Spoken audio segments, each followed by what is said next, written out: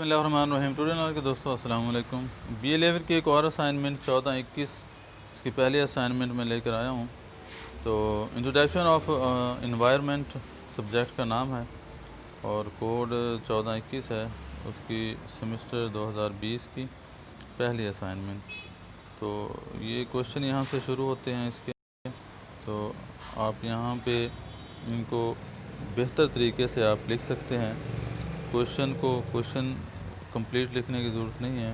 Question number لکھیں, answer لکھ کے اس کو لکھنا شروع کر دیں. تو یہ دیکھیں جس طرح سے اردو اور انگلش دونوں یہاں پہ دی گئی ہیں اور سمجھایا گیا ہے, میننگ بھی اور اس کی انگلش بھی اور اس کی اردو بھی.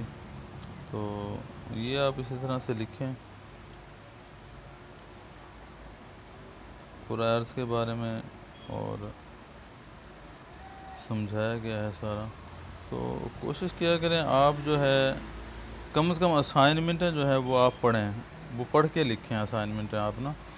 تو اگر آپ پڑھ کے لکھیں گے تو زیادہ تر آپ کو جو ہے کوشچن یاد ہو جائیں گے.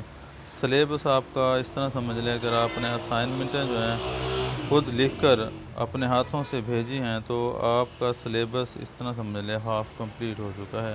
اتنے ہی کوشچن اگر آپ اور اہم بک سے دیکھ لیں اور یاد کر لیں تو آپ ان میں سے جو ہے 3 سے 4 کوشچن لازمی آتے ہیں.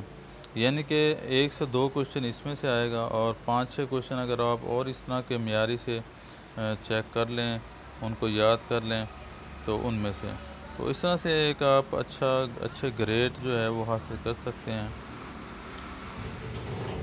تو لیکن شرط یہی ہے کہ آپ جو ہے دھیان کے ساتھ اپنی اسائنمنٹیں خود لکھیں.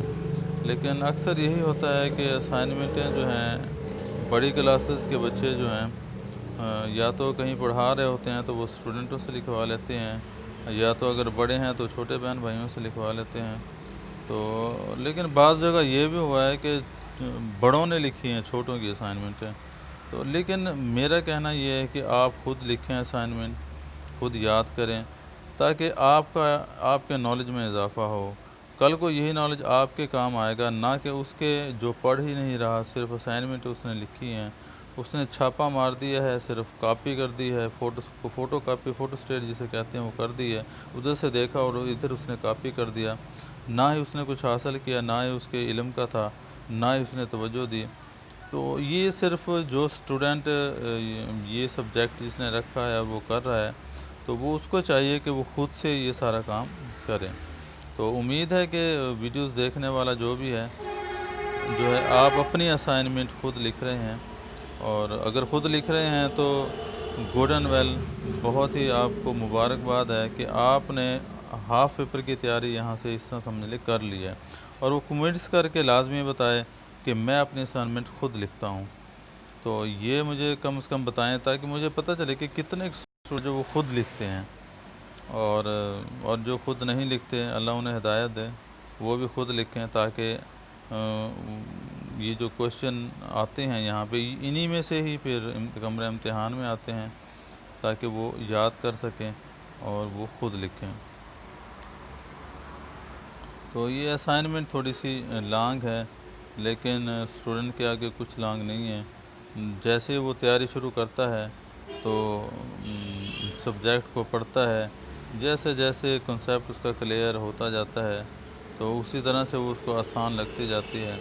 یہ تو ایک نیا بندہ ہو اس سے محسوس ہوتا ہے کہ یہ بہت لانگ ہے, لیکن پڑھنے والے کو پتہ ہوتا ہے کہ میٹیریل اس میں کیا ہے, کیا پوچھا گیا ہے, کیا جواب دیا جا رہا ہے. تو یہ ساری چیزیں تو اس لیے کہ آپ جو ہے نا خود لکھا کریں اسائنمنٹ سارے.